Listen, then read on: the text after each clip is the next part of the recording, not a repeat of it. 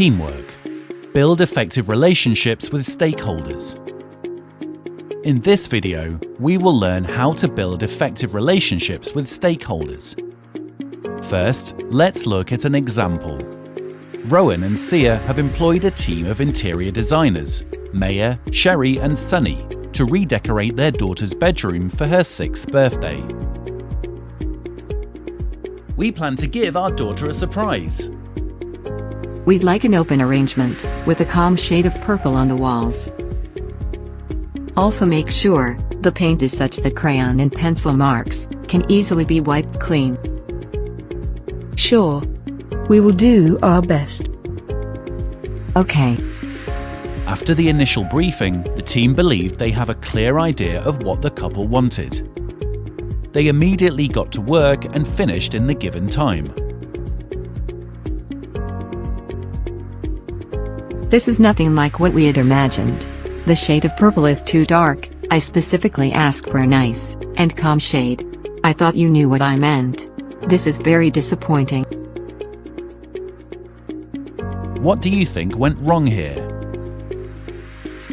Well, the team worked hard on the project and discussed every detail amongst each other, but they did not involve the clients in these discussions. Without even gathering enough information, the team assumed that they fully understood the requirements. They neither expressed themselves effectively, nor did they keep in touch with the clients to update them. It is always important to build effective relationships with stakeholders. A stakeholder of an activity is someone who is involved or will be impacted by what is being done.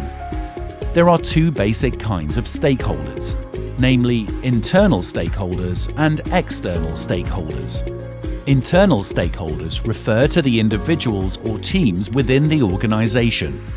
For example, employees, managers, owner, administrative staff, and HR departments. On the other hand, external stakeholders are individuals or groups outside a business or project, who can affect or be affected by the business or project. These may include clients, customers, consultants, communities, suppliers and partners, creditors, and the government. In this case, the interior design team is the internal stakeholder, whereas the customers are external stakeholders.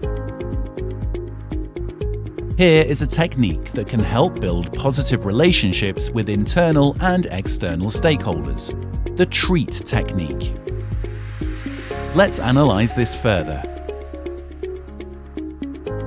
Touch base basically means to interact with all the stakeholders on a regular basis or keep in touch with everyone. Do not wait for emergencies to happen or meetings to take place before you reconnect with stakeholders. Regular interactions ensure that all parties are on the same page and understand each other well. Build relationships based on mutual trust. This prevents misunderstandings and ensures that project goals are effectively met. People also notice and appreciate the time and effort you invest in building a healthy relationship with them. This, in turn, inspires them to do the same. Hi Sia, I've emailed you some sample color shades to choose from. Could you please tell us your preference? I will call again later to confirm. Will work with you or give you work. Your stakeholders may be from diverse backgrounds. They may have different personalities, experiences, or qualifications. Hence, always respect the other person for the contributions they make to the overall goal.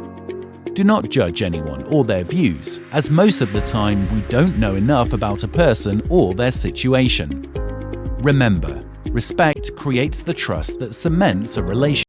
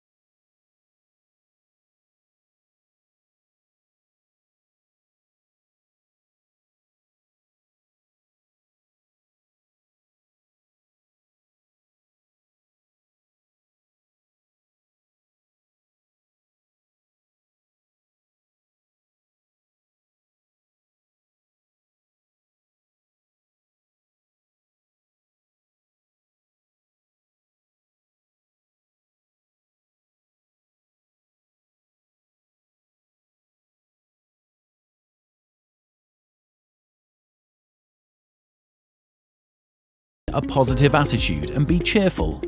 It makes the other person comfortable in approaching you for any discussions or questions. Positive people don't just create a good impression, they also draw others towards them by keeping the atmosphere light and friendly. No problem, Mom. Let's go with the lighter colour. We will make your daughter's room look magical. How about we add some contrasting shades of purple on a different wall instead of one flat colour all over? Oh yes, that's a great idea. Let's do that. Great. Sherry will get in touch with you and get the other shades approved. Sure. Thanks a lot.